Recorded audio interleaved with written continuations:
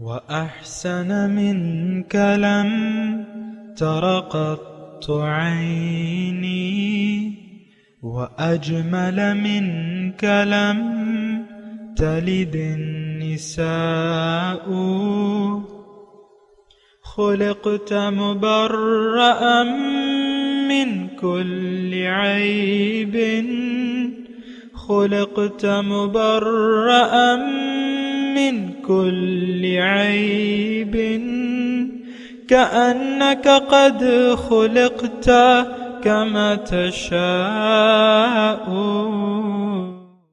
كتاب أنزلناه إليك مبارك ليدبروا آياته وليتذكر أولو الألباب. یہ کتاب برکت والی ہے جسے ہم نے آپ کی طرف نازل فرمایا ہے تاکہ دانش مند لوگ اس کی آیتوں میں غور و فکر کریں اور نصیحت حاصل کریں. اللہم صلی علی سیدنا محمد وعلی آل سیدنا محمد بعدد کل ذرۃ مئۃ الف الف مرۃ. سامعین و ناظرین کرام، السلام علیکم ورحمۃ اللہ وبرکاتہ. سامعین کرام، سورہ انفطار آیت نمبر 1 سے 5. آج کا موضوع کیا ہم صرف نام کے مسلمان ہیں؟ اس کے ساتھ آج کے سبق کا آغاز کرتے ہیں. سب سے پہلے گزشتہ سبق کا اعادہ ہوگا. ذی قوت عند ذی العرش مکین، جو صاحب قوت مالک عرش کے ہاں اونچے درجے والا، مطاع ثم امین، سردار اور امانت دار ہے. وما صاحبكم بمجنون، اور مکے والو تمہارے رفیق یعنی محمد صلی اللہ علیہ وآلہ وسلم دیوانے نہیں ہیں. وَلَقَدْ رَآهُ بِالْأُفُقِ الْمُبِينِ، بے شک انہوں نے اس فرشتے کو آسمان کے کھلے کنارے پر دیکھا ہے. وَمَا هُوَ عَلَى الْغَيْبِ بِضَنِينٍ، اور وہ پوشیدہ باتوں کے ظاہر کرنے میں بخیل نہیں. وَمَا هُوَ بِقَوْلِ شَيْطَانٍ رَّجِيمٍ، اور یہ شیطان مردود کا کلام نہیں. فَأَيْنَ تَذْهَبُونَ، پھر تم کدھر جا رہے ہو؟ إِنْ هُوَ إِلَّا ذِكْرٌ لِّلْعَالَمِينَ، یہ تو جہان کے لوگوں کے لیے نصیحت ہے. لِمَن شَاءَ مِنكُمْ أَن يَسْتَقِيمَ، یعنی اس کے لیے جو تم میں سے سیدھی چال چلنا چاہے. وَمَا تَشَاءُونَ إِلَّا أَن يَشَاءَ اللَّهُ رَبُّ الْعَالَمِينَ، اور تم کچھ بھی نہیں چاہ سکتے مگر وہی جو اللہ رب العالمین چاہے. سامعین کرام، سورہ انفطار آیت نمبر 1. لفظی ترجمہ: اذا السماء انفطرت، جب آسمان پھٹ پڑے. واذا الکواکب انتثرت، اور جب تارے جھڑ پڑیں. واذا البحار فجرت، جب سمندر بہا دیے جائیں. وَإِذَا الْقُبُورُ بُعْثِرَتْ، اور جب قبریں کریدی جائیں. عَلِمَتْ نَفْسٌ مَا قَدَّمَتْ وَأَخَّرَتْ، ہر جان جان لے گی جو اس نے آگے بھیجا اور جو پیچھے چھوڑا. یا ایھا الانسان، اے انسان، ما غرک بربک الکریم، کس چیز نے تجھے دھوکے میں ڈال دیا ہے اپنے کرم والے رب سے. الذی خلقک، وہ جس نے تجھے پیدا کیا. فسواک، اور ٹھیک بنایا. فعدلک، اور تجھے ہموار کیا، برابر کیا. فی ای صورت ما شاء رکبک، جس صورت میں تجھے چاہا ترتیب دیا. کلا بل تکذبون بالدین، بلکہ تم یوم جزا کو جھٹلاتے ہو۔ سامعین کرام، یہ ایک تو بات یہ ہے کہ یہ صورت، اس کا مضمون میرے لیے ہے اور آپ کے لیے، اور اس بات کو اس طریقے سے بھی اس صورت میں ہم جان سکتے ہیں کہ اس میں انسان کی ایک صفت بیان کی گئی ہے جس کی وجہ سے یہ اپنے مہربان رب سے دھوکے میں پڑا ہوا ہے، یعنی اس کو بھلا دیا ہے، اپنے رب کو بھلا دیا ہے۔ تو اس کا مطلب یہ ہے کہ کلا بل تکذبون بالدین، کہ تم یوم جزا کو جھٹلاتے ہو۔ ابھی ہم نے پڑھا نا آیت نمبر 9 میں۔ دیکھیں ایک بات نوٹ کر لیں سامعین کرام، ایک بہت بڑی بیماری ہے، ہمیں بیماری موجود ہے جس کا علاج ضروری ہے، اور وہ بیماری کیا ہے کہ ہمیں یوم آخرت کے دن پر یقین نہیں ہے۔ یوم آخرت کیا، ہم تو دوبارہ زندہ ہونے کے بارے میں یا عذاب قبر کے بارے میں بھی یقین نہیں رکھتے، اور حشر کے دن پر بھی یقین نہیں رکھتے، یا جیسا کہ یہاں ہے کلا بل تکذبون بالدین، تم یوم جزا کو جھٹلاتے ہو۔ یہ ایک ایسی صفت ہے سامنے کرام کہ اس کے یعنی آخرت پر یقین نہ ہونے کی وجہ سے یہ بات نوٹ کر لیں کہ ہم ایک بہت بڑے دھوکے کا بھی شکار ہو گئے ہیں، اور ایک بہت بڑے نقصان کا بھی شکار ہونے والے ہیں۔ دیکھیں دھوکہ ہمیشہ نقصان کی طرف ہوتا ہے، وہ جو بھی ہو۔ آپ مثال کے طور پہ آپ ایک کنواں کھدوا رہے ہیں، نیچے پانی نہیں ہے، آپ کنواں کھدوا رہے ہیں، آپ کا دھوکہ ہے کہ یہاں پانی ہوگا، تو ظاہر ہے کہ 300 فٹ آپ نے کھدائی کر لی اور سارا ہزاروں روپے خرچ بھی آ گیا، لیکن وہاں تو پانی ہے ہی نہیں۔ اسی طرح کوئی بھی آپ کو دھوکہ لگ جائے، یہ میں نے آپ کو ایک مثال دی ہے کہ ایک جگہ آپ کھدائی کرا رہے ہیں اپنا مکان بنانے کے لیے، لیکن وہاں انڈر گراؤنڈ پانی نہیں ہے، آپ کو دھوکہ لگ گیا ہے کہ بھئی وہاں تو پانی ہے، بڑا زبردست پانی ہے، یہ ابل پڑے گا، تو 300 فٹ آپ کھدوائی کر لیتے ہیں جتنی بھی، لیکن اس کے بعد جو ہے وہاں کچھ بھی نہیں لگتا، کچھ بھی نہیں نکلتا۔ تو دیکھیں یہ میں نے صرف ایک مثال دی ہے، اسی طرح بہت سے دھوکوں کا، یعنی ہمیں دھوکہ لگ جاتا ہے۔ مثال کے طور پہ آپ کوئی نشہ شروع کرتے ہیں، نشہ، تو آپ کہتے ہیں کہ میں یا شراب کا یا کوئی اور، لیکن ہر نشہ جو ہے وہ صحت کو نقصان آپ اس دھوکے کا شکار ہوتے ہیں، یار اس سے تو کچھ بھی نہیں ہوتا، چلو شروع کر دو۔ تو ایک دھوکے کا شکار ہو کے آپ دیکھیں، یہ جو ہمارے ہیروئنچی ہوتے تھے پہلے، اب وہ ہیروئن ہے، پاؤڈر ہے، آئس کا نشہ ہے، لیکن آہستہ آہستہ انسان، یعنی دھوکہ یہ لگ جاتا ہے کہ یہ تو چلو ایک کش ہے، ہم لے لیں گے اور پھر ٹھیک ہے۔ ہر نشہ جو ہے وہ عادت پڑ جاتی ہے، وہ آخرکار وبال جان بن جاتا ہے انسان کا۔ کوئی بھی آپ کاروبار کوئی شروع کرتے ہیں جس کی مارکیٹ ویلیو کچھ بھی نہیں ہے، نہ کچھ سکوپ ہے، لیکن آپ کو دھوکہ لگ گیا کہ اس کی تو بڑی مارکیٹ ہے۔ ایسے ہوتے ہیں، مطلب بے وقوف لوگ ہوتے ہیں کہ وہ لوگوں کی باتوں پہ کان نہیں دھرتے اور وہ دھوکے کا شکار ہو جاتے ہیں۔ کل ہی میں ایک آرٹیکل پڑھ رہا تھا، ایک مٹھائی والا تھا،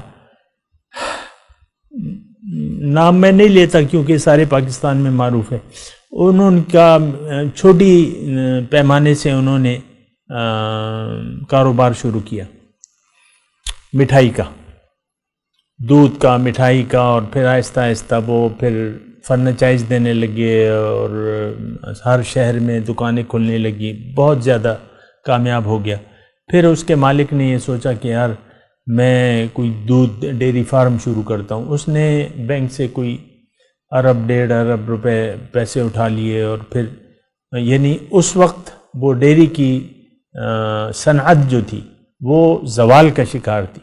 بہت سے لوگوں نے اسے کہا کہ بھئی یہ کام نہ کرو، اس میں آج کل کوئی اسکوپ نہیں ہے اس کا، لیکن اس نے کر لیا، اس کو ایک دھوکہ لگ گیا نا، جیسے بھی دھوکہ تھا، لیکن یہ ہے کہ وہ پھر سارا جو ہے فلاپ ہو گیا، منصوبہ فلاپ ہو گیا، ڈیری فارم جو ہے بس وہ اونے پونے بینک والوں نے لے لیا یہ وہ، اور آج پھر وہ زیرو پہ ہے۔ یہ میں ویسی مثال دے رہا ہوں، ضروری نہیں ہے کہ آپ اس کو تلاش بھی کریں یا جو بھی ہے، لیکن ایسا ہوتا ہے انسان۔ دیکھیں دھوکہ تو دھوکہ ہے، دنیا بذات خود ایک دھوکہ ہے، اس کو اللہ تعالیٰ نے دھوکے کا سامان قرار دیا ہے قرآن مجید میں، یہ بات نوٹ کر لیں۔ وَمَا الْحَيَاةُ الدُّنْيَا إِلَّا مَتَاعُ الْغُرُورِ، کیا ہے تو نے متاع غرور کا سودا۔ تو ہم متاع غرور کے دھوکے میں آ جاتے ہیں۔ ایک شخص کہتا ہے کہ میں ایم این اے بن جاؤں گا، وہ پلاننگ کرتا ہے، پہلے تو بلدیاتی الیکشن سے شروع ہوتا ہے بات، اور پھر ڈسٹرکٹ کونسل اور یہ اور وہ، آہستہ آہستہ وہ ایم پی اے اور پھر ایم این اے، اس طریقے سے۔ لیکن جب ایم ایل اے بنتا ہے تو پھر اچانک ہارٹ اٹیک ہو جاتا ہے، وہ چلا جاتا ہے، یا اس کی پارٹی جس سے اس نے الیکشن لڑا ہے وہ اپوزیشن میں ہوتی ہے تو اس کو کچھ ملتا نہیں ہے، وزارت وغیرہ کچھ نہیں ملتی، اور اس پلاننگ سے اس نے کیا تھا کہ میں نے وزیر بننا ہے یا جو بھی بننا ہے، لیکن ایک دھوکہ لگ گیا اسے، اس نے کروڑوں روپے جو ہے الیکشن میں پھینک دیے، اور دھوکہ، اور پھر دھوکے کا کوئی نتیجہ نہیں نکلا۔ ایسا ہوتا ہے عام طور پہ، ایک ممبر پاس ہو جاتا ہے، بعض اوقات فائرنگ ہو جاتی ہے، مر جاتا ہے، تو بس کام ختم ہو جاتا ہے۔ یہ ساری میں نے آپ کو مثالیں دی سامعین کرام، اپنے سمجھنے کے لیے اور آپ کو سمجھنے کے لیے۔ میں بھی انسان ہوں اور دھوکہ تو انسان کو لگ سکتا ہے، لیکن میں آپ کو یہ بات کہہ رہا ہوں کہ دیکھیں دھوکے میں آنے کی ضرورت نہیں ہے، نہ کسی غلط فہمی میں پڑنے کی ضرورت ہے۔ یہ دنیا، یہ سب کچھ، میں آپ سب ختم ہونے والے ہیں، یعنی یہ ایک دھوکے کا سامان ہے۔ اس کو اگر ہم نے ترجیح دے دی دنیا کو آخرت پر، تو اس سے حاصل کچھ آپ لے جا نہیں سکتے۔ یہ تو آپ کو معلوم ہے سامنے کرام، میرے سامنے مردان میں کئی نواب جو ہے مر گئے اور بس مٹی میں دبا دیا گیا، انہوں نے ساری جائیداد چھوڑ کے چلے گئے۔ اب وہ ان کے بیٹے ہیں یا جو بھی وارثین ہیں، لیکن وہ بھی چھوڑ کے چلے جائیں گے، اور اسی بھرے میں ہے جو آج کل جو بھی ہوتا ہے۔ ظاہر ہے ایک نواب ہے، اس کا بیٹا ہے، تو وہ نوابی چھوڑتا تھوڑی ہے، یا اللہ کی راہ میں اپنی زندگی کو تھوڑی وقف کرتا ہے، وہ بھی اس میں آتا ہے کہ بھئی میرا باپ جو تھا وزیر تھا، میں نے بھی الیکشن میں حصہ لینا ہے، اور میں نے بھی ایسا کرنا ہے، اور میں نے بھی وزیر مشیر بننا ہے۔ تو دیکھیں غلط فہمی اگر لگ گئی آپ کو، تو یہ یقین جانیں کہ آپ بہت بڑے نقصان سے دو چار ہونے والے ہیں، یا دو چار ہو گئے ہیں۔ ہو سکتا ہے یہ درس کوئی سن لے جو دنیا دار ہے اور ساری زندگی اس نے دنیا کے لیے گزار رہا ہے اور گزار دینا چاہتا ہے، تو یہ ایک بہت بڑے نقصان کا سودا ہے جو آپ نے کر لیا ہے۔ یہ دنیا آخرت کی کھیتی ہے، میرے رسول نے فرمایا ہے الدنیا مزرعۃ الآخرہ، دنیا آخرت کی کھیتی ہے، اور اس میں جس طریقے سے ہمیں زندگی گزارنی ہے وہ بھی ہمیں ہمارے رسول نے بالکل وضاحت سے فرمائی ہے کہ کن فی الدنیا کأنک غریب او کعابری سبیل وعد نفسک من اصحاب القبور۔ بڑی قیمتی بات ہے، سنیں آپ اور اس کو اہمیت دیں۔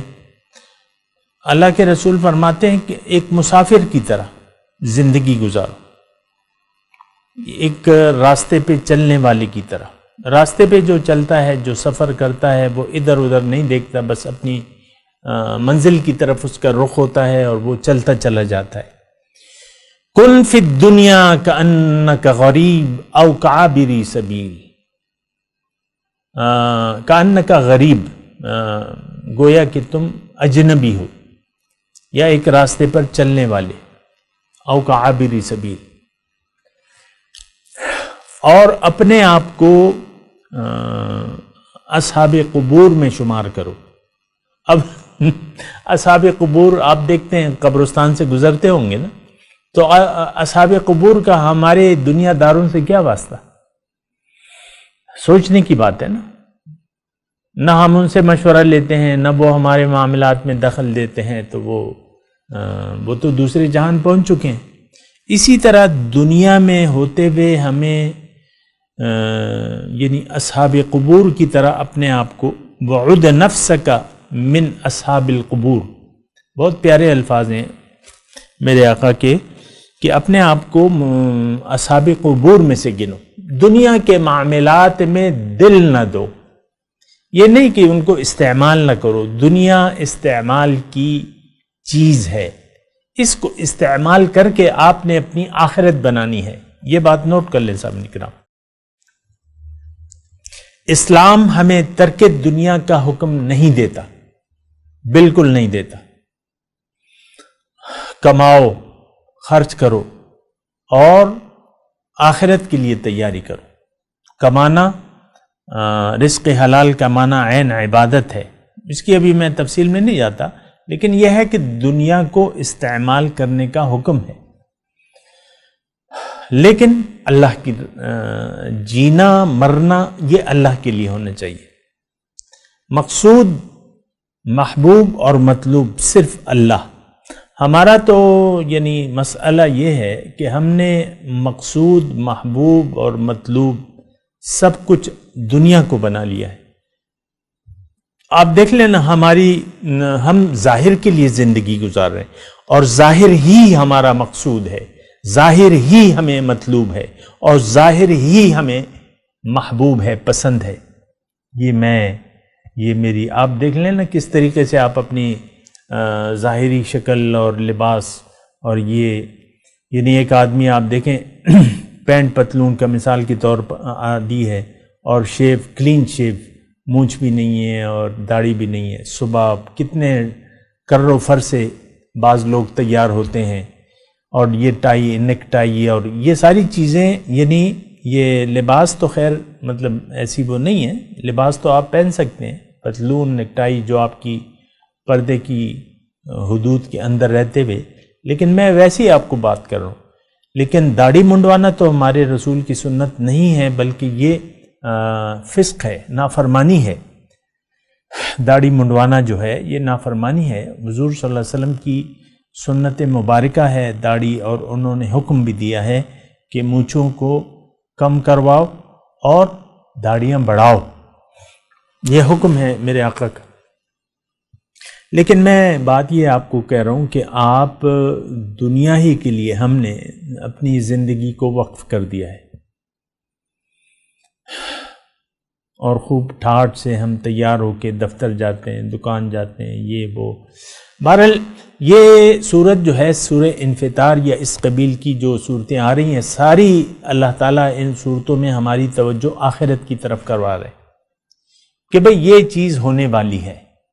اذا السماء انفطرت واذا الكواكب انتثرت واذا البحار فجرت واذا القبور بعثرت علمت نفس ما قدمت واخرت۔ یہ ساری چیزیں ہونے والی ہیں، اور پھر تمہیں پتہ چل جائے گا جو تم نے آگے بھیجا ہے اور جو تم پیچھے چھوڑائے ہو۔ آگے یعنی انسان اپنے نیک اور بد اعمال آگے بھجوا رہا ہے، اس کے اثرات جو ہے وہ پیچھے چھوڑ کے جا رہا ہے۔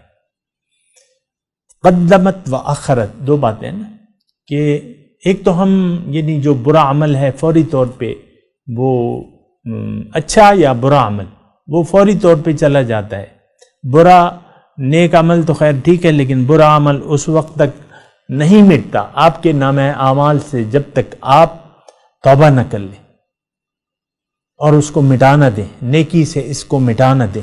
یہ طریقہ ہے،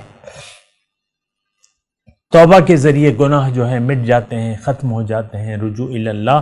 بہرحال علمت نفس ما قدمت واخرت، اللہ تعالیٰ فرما رہے ہیں کہ اس دن تم جان لو گے کہ جو تم نے آگے بھیجا ہے اور جو اثرات تم پیچھے چھوڑ آئے ہو، اس دن جو ہے سب کچھ تمہارے سامنے آ جائے گا، تمہیں پتہ چل جائے گا۔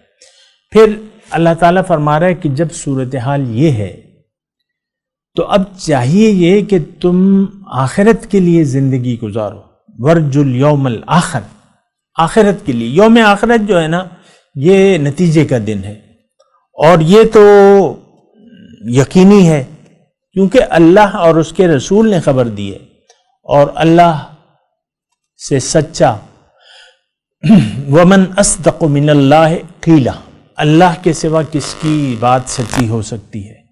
ومن اصدق من اللہ حدیثا، اللہ سے زیادہ کس کی بات سچی ہو سکتی ہے؟ بہرحال ما غرک بربک الکریم، کیا اے انسان کس چیز نے تمہیں رب کریم کے بارے میں دھوکے میں ڈال دیا ہے؟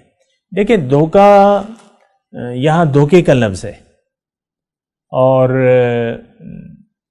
دھوکہ اصل میں ہمیں لگ چکا ہے ظاہر کا،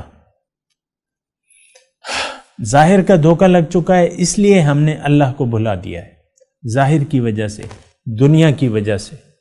آپ دیکھ لیں جو اس وقت صورتحال ہے من حیث القوم، ہماری قوم ظاہر داری میں مصروف ہے، ظاہر کے لیے زندہ ہے، ظاہر کے لیے زندگی گزارنا چاہتی ہے۔ یہ امت مسلمہ کی میں بات کر رہا ہوں، خواہ وہ میاں بیوی ہیں یا ان کی اولاد ہے یا ان کے ماں باپ ہیں، یہ سب، اور یا امت مسلمہ اجتماعی طور پہ، یہ اس کا مقصود ظاہر ہے۔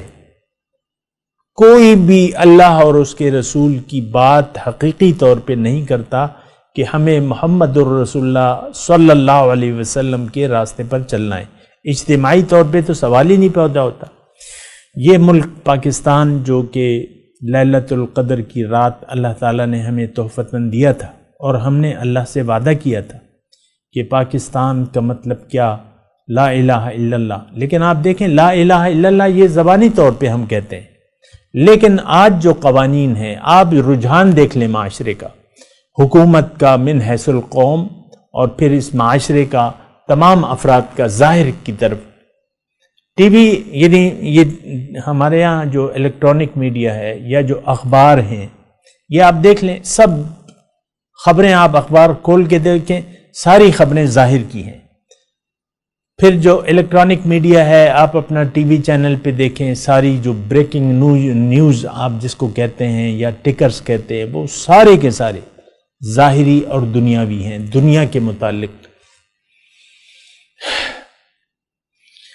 تو آپ دیکھیں یہ میڈیا پھر ہمیں کہاں لے جا رہے؟ بے مقصدیت۔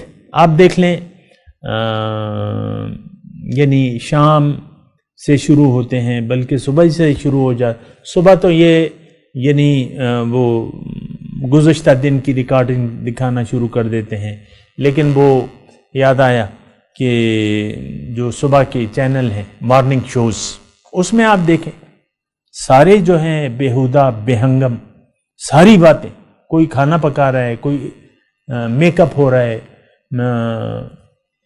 مرد آیا ہوا ہے ٹی وی اسکرین پہ اور وہ عورت کے چہرے کو میک اپ کر رہا ہے، اس کا کبھی چہرے کو مل رہا ہے، اس کے کبھی آنکھوں کو مل رہا ہے، کبھی کیا کر رہا ہے، یا چلو عورت ہے دوسری عورت کا، لیکن یہ دکھاوا اور یہ یعنی پھر آپ دیکھیں لباس، اور پھر یہ میں صرف اس لیے کہہ رہا ہوں کہ آپ یعنی رخ دیکھ لیں ہمارا کہ رخ من حیث القوم کس طرف ہے۔ یہ میڈیا کیا ہے؟ یہ ہماری چاہت ہے، ہم ایسا کرنا چاہتے ہیں۔ بے حیائی، برہنگی، بے شرمی، یہ تمام ہمارے ڈرامے دیکھ لیں۔ آج کل تو وہ چینل بھی زیادہ ہو گئے نا، پہلے تو ایک ہی چینل تھا اور کچھ حیا تھی اس میں، کوئی شرم تھی، لیکن آج کل تو بے شرمی کی۔ آپ دیکھ لیں جو صابن کا اشتہار آتا ہے تو وہ لڑکی جو ہے کو بات ٹب میں بٹھا دیا جاتا ہے، تاثر یہ دیا جاتا ہے کہ یہ الف ننگی ہے، وہ لڑکی الف ننگی ہے، وہ بازو پہ اپنا صابن مل رہی ہے، یہ ادھر ادھر، اور پھر وہ جب تیار ہوتی ہے ایک ناز نخرے سے۔ آپ کو معلوم ہے یہ میں صرف یعنی آپ کہیں گے کہ بھئی تم تو ملا ہو، تم کیوں ٹی وی دیکھتے ہو؟ مجھے تو ظاہر ہے کہ میں چینل اگر بدلتا ہوں، کوئی کسی خبر کے لیے، تو پھر یہ چیزیں میرے سامنے آتی ہیں، اور میں یہ نہیں کہ اس کا مطلب شوقین ہوں کہ یہ بے ہنگم پروگرام دیکھوں، کبھی نہیں، ایسی بات نہیں، لیکن یہ ہے کہ یہ مجھے معلوم ہے کہ کیا ہو رہا ہے، آپ کو معلوم ہے، مجھے معلوم ہے کہ کیا ہو رہا ہے، ہم زمانے کے حالات سے اپنے آپ کو باخبر، تاکہ جو بیماریاں ہیں وہ میں آپ کو بتاؤں، یہ بیماریاں ہیں۔ تو آپ آج کل ایک بے مقصدیت کا ایک ہنگامہ ہے، کوئی مقصد کی بات ہے ہی نہیں ہمارے معاشرے میں، دو چار دوست بیٹھتے ہیں، دنیا کی باتیں، گپ شپ، قہقہے، اور بس بات ختم ہو جاتی ہے۔ یہ اسی طرح یہ سارا، یہ تو میں نے پاکستانی، آپ دیکھ لیں، باہر دیکھ لیں، کوئی مجھے آپ ایسا چینل بتا دیں جو ایک معاشرے کی وہ ہے اسلام کا، تو صرف وہ مجھے حضور صلی اللہ علیہ وسلم کی بات یاد آ رہی ہے کہ لوگوں پہ ایک زمانہ ایسا آئے گا کہ اسلام کا صرف نام رہ جائے گا اور قرآن کا صرف رسم الخط رہ جائے گا۔ 100% جو ہے آج یہ حالات ہے، اسلام کا صرف نام ہے، کون ہو مسلمان ہو، طریقہ اسلام کا نہیں ہے زندگی کا، یا محمد رسول اللہ کے طریقے کے مطابق ہم زندگی تھوڑی گزار رہے ہیں۔ نام اسلام کا ہے، محمد کا نام لیتے ہیں، کلمہ پڑھتے ہیں، اشہد اللہ الہ، میں شہادت دیتا ہوں، جھوٹی شہادت دیتا ہوں، یہ آپ کا رویہ ہے، یہ آپ کا قول ہے۔ بہرحال دیکھیں، یہ یعنی جو ہمارا رویہ ہے اس کی سزا ہمیں ضرور ملے گی، اس کی سزا ہمیں اجتماعی اور انفرادی مل رہی ہے، بلکہ آپ دیکھیں اس دنیا سے اس کی شروعات ہو چکی ہیں۔ آج ہر شخص پریشان ہے، بدحال ہے، پریشان ہے، اور من حیث الامت جو ہے مسلمان ذلیل قوم بن گئی ہے، اور ہم پہ حاکم کون ہے؟ ہمارے بادشاہ کون ہیں؟ امریکہ بہادر، ان کا ڈنکا بجتا ہے۔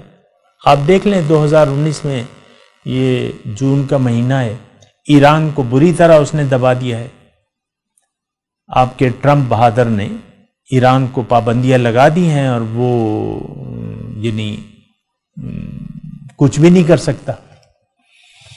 جو پابندیاں امریکہ نے کہ دنیا کا حکم ہے کہ اس سے تیل نہیں خریدو گے، اور وہاں سے انویسٹمنٹ والی کمپنیاں جا رہی ہیں، اور سارا جو ہے مطلب یہ کون؟ وہ گمراہ قوم ہم پر اب حاکم بنا دی گئی ہے، اس کے ہاتھ میں اور یہودی کے ہاتھ میں عذاب کے کوڑے ہیں، یہودی عربوں کو پیٹ رہا ہے۔ آپ دیکھیں غزہ، فلسطین میں کیا حال ہے مسلمانوں کا، اور سارے دبے میں ہیں۔ سعودی عرب جو ہے ہمارا، وہ اپنے مسلمان بھائیوں پہ بم برسا رہا ہے، لیکن ایک بم مجال ہے جو یہودیوں پہ پھینک دے یا ان سے اعلان جنگ کر دے کہ تم نے ہمارے بیت المقدس کو کیوں قبضے میں لے لیا ہے، ہم تم سے جنگ کرتے ہیں، دے دو واپس۔ یہ کہہ سکتے ہیں کوئی مائی کا لال وہاں ہے؟ ایسا نہیں۔ تو یہ اصل میں عذاب کے کوڑے ہم پر یہاں بنوائے جا رہے ہیں، برسائے جا رہے ہیں، اور آخرت میں تو ہم ہوں گے ہی شرمسار۔ حضور کا نام لیتے ہیں لیکن حضور کے راستے پر نہیں چلتے، قرآن کا دعویٰ کرتے ہیں لیکن قرآن کے بتائے ہوئے طریقے کے مطابق نہیں چلتے۔ تو بہرحال ایک بہت بڑا دھوکہ ہے جو ظاہر کا ہے، ہمیں لگ گیا ہے، لیکن اس کے نتائج ہم بھگت رہے ہیں، اس کے نتائج جو ہیں ہم بھگت رہے ہیں۔ بہرحال مضمون ابھی جاری ہے، میں تلاوت کرتا ہوں، میرے ساتھ دہرائیے۔ اعوذ باللہ من الشیطان الرجیم، بسم اللہ الرحمن الرحیم۔ اذا السماء انفطرت وَإِذَا الْكَوَاكِبُ انتثرت وَإِذَا الْبِحَارُ فُجِّرَتْ وَإِذَا الْقُبُورُ بُعْثِرَتْ عَلِمَتْ نَفْسٌ مَّا قَدَّمَتْ وَأَخَّرَتْ اب ان آیات کی تلاوت اور ترجمہ۔ بسم اللہ الرحمن الرحیم In the name of God, the gracious, the merciful. اذا السماء انفطرت When the sky breaks apart. وإذا الكواكب انتثرت When the planets are scattered. وإذا البحار فجرت When the oceans are exploded. وإذا القبور بعثرت When the tombs are strewn around. علمت نفس ما قدمت وأخرت Each soul will know what it has advanced and what it has deferred. يا أيها الإنسان ما غرك بربك الكريم O man, what deluded you concerning your Lord, the most generous? اس کے ساتھ ہی آج کے درس کا وقت اختتام کو پہنچا۔ انشاءاللہ اگلے درس میں ملاقات ہوگی۔ وآخر دعوانا ان الحمدللہ رب العالمین، والسلام علیکم ورحمۃ اللہ وبرکاتہ۔